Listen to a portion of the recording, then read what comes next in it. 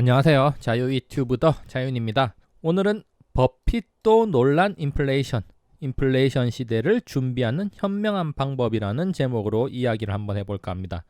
최근에 시장에 화두가 되고 있는 주제, 또다시 인플레이션입니다.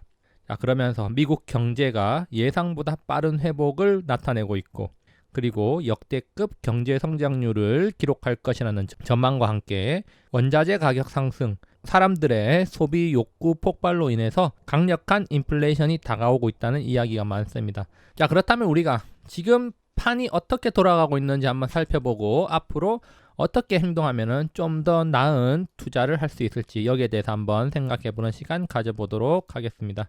자, 다시 시장에 나타난 인플레이션입니다. 자, 옐런의 금리 인상 발언, 그리고 증시 발작, 자, 인플레이션이 엄습해 온다는 것을 암시합니다. 나스닥 큰 폭으로 하락했고요.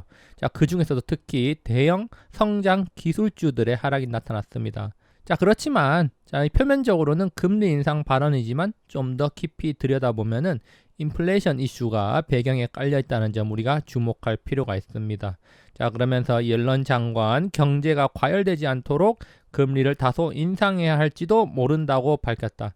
사실 옐런 장관의 경우 패드 의장 출신이기 때문에 금리에 대해서 각별히 신경을 쓰고 있는 게 좀 나타나고 있는 대목인데요. 자, 어쨌거나 미국의 역대급 부양책 그리고 재정 적자, 자, 그렇기 때문에 월가에서는 인플레이션 우려가 끊이지 않고 있고, 자, 연방준비제도 즉 패드가 조만간 긴축 모드로 전환할 거라는 관측이 나오고 있습니다. 자, 그렇기 때문에 시장은 다소 불안에 떨고 있는 거죠. 자, 사실 시장은 뜨뜻미지근한 단계를 넘어서 지금 뜨거워지고 있습니다.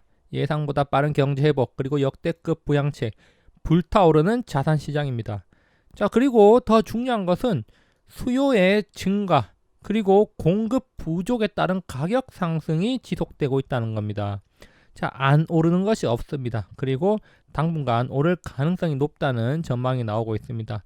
자, 그래서 미국에서 안 뛴 것이 없다. 물가지수 2.6%로 패드에서 기준으로 잡고 있는 2%를 훨씬 넘어섰다는 겁니다.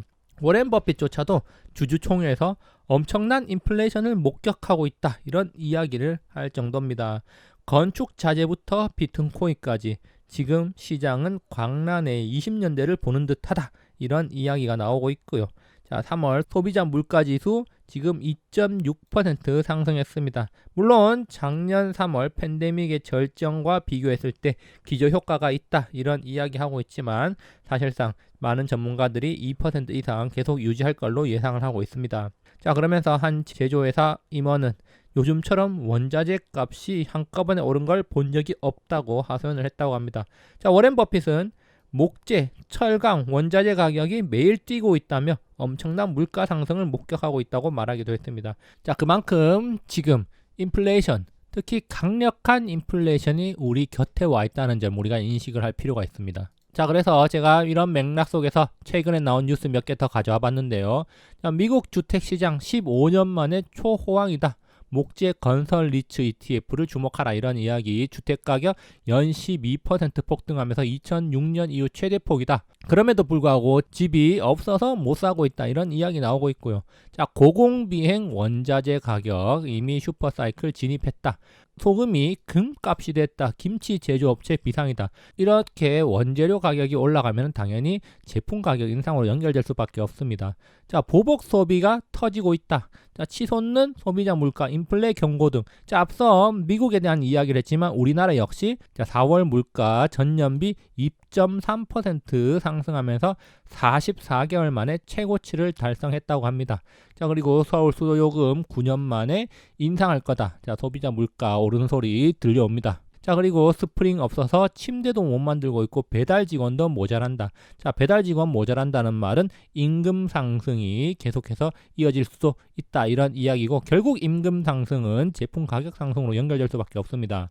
자, 예상치를 뛰어넘는 인플레이션 나타나고 있습니다. 과연 시장에 독이 될 것인가? 자, 많은 전문가들 시장은 지금 우려를 하고 있으니까 독이 될 수도 있다. 이렇게 판단하고 있는 듯합니다. 자, 어쨌거나 중요한 것은 자, 이런 현상이 한순간에 사라질 해프닝은 아니라는 거죠. 자, 원자재 가격 상승으로 인한 생산자 물가 상승이 지금 나타나고 있고, 이것이 소비자한테 비용 전가되면서 소비자 물가 상승으로 연결되고 있고요. 자, 특히 더 중요한 점은 보복 소비, 즉 강한 소비가 나타나고 있고, 자, 공급 부족까지 나타나고 있답니다. 자, 공급 부족 현상까지 나타나고 있는 상황에서 원자재 가격이 상승하면서 복합적으로 가격 상승이 나타나고 있다는 거죠.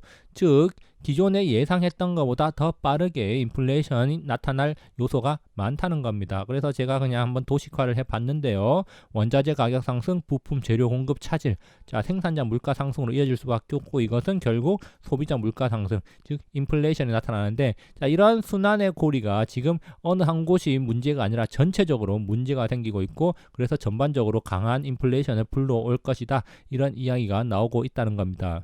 물론 재화 가격 상승만으로 경제 정상화를 논하기 어렵습니다. 항상 지금 미국에서 이야기하는 거 경제 정상화, 자, 물가 상승만으로는 부족하다, 고용 목표치가 달성돼야 된다, 이런 이야기하고 있는데, 자, 미국 고용률 경제 상황 과연 이보다 더 좋을 수 있을까? 고용은 서서히 좋아질 것이고 앞으로 더 좋아질 거라는 전망이 많습니다. 자, 그리고 지금 미국은 백신 보급이 빠르게 전개되면서, 자, 봉쇄가 다 해제되고 일상으로 돌아가고 있습니다. 자, 그렇다면은, 자, 고용도 정상화로 갈 가능성이 높다, 이런 전망이 나오고 있고요. 자, 그래서 결국에는 올 연말까지 직장을 잃었던 600만 명이 돌아올 것이다 라고 지금 전망이 나오고 있습니다. 자, 이렇게 직장으로 돌아올 건데, 그럼에도 불구하고 구인난 때문에 임금 상승이 나타날 거랍니다. 이번에 팬데믹으로 인해서 800만 명 정도가 직장에서 떠나갔는데, 자, 600만 명 정도가 노동시장으로 복귀를 할 거라고 합니다. 그렇다면은 200만 명 정도가, 자, 빈자리가 생기는데,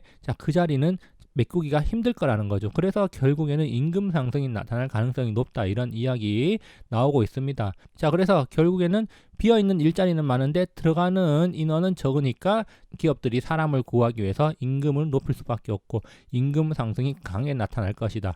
자, 그렇다면은 또 이것도 물가 상승의 하나의 요인이 될 수가 있다는 거죠.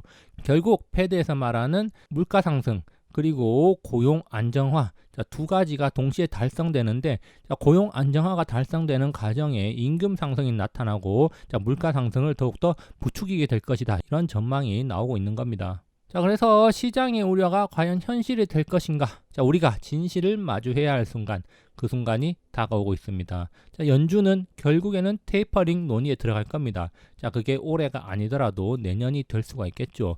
자, 옐런의 발언. 자, 그렇다면은 옐런이 왜 금리 인상이 필요할 수도 있다, 이런 식으로 이야기를 했느냐? 자, 미리미리 금리 인상에 준비하라는 뜻이다, 이렇게 볼 수가 있습니다. 자, 과거 패드 의장 시절 옐런의 스타일을 생각해 보면은, 옐런은 미리 넌지시 한번 던지면서 시장에 약간의 충격을 주더라도 미리 적응을 하는 거죠. 예를 들어서 우리가 추운 날 운동을 할 때 갑자기 나와가지고 운동을 시작하면 심장마비로 죽을 수가 있고, 경직되어 있던 근육이 파손돼 가지고 다치기가 쉽습니다.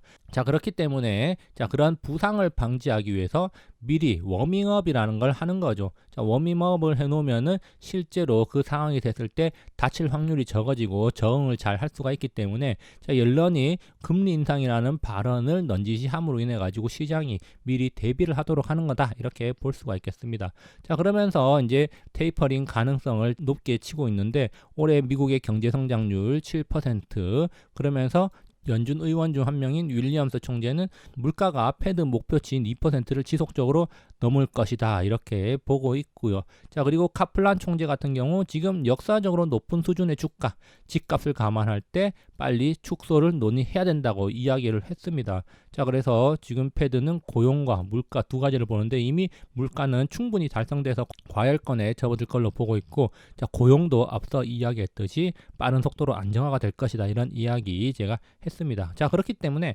물가는 이미 기준에 도달했고 고용은 서서히 도달을 할 것이다. 연내 도달할 가능성이 높다. 늦어도 내년 초일 것이다. 우리가 이렇게 생각을 해볼 수가 있는 겁니다.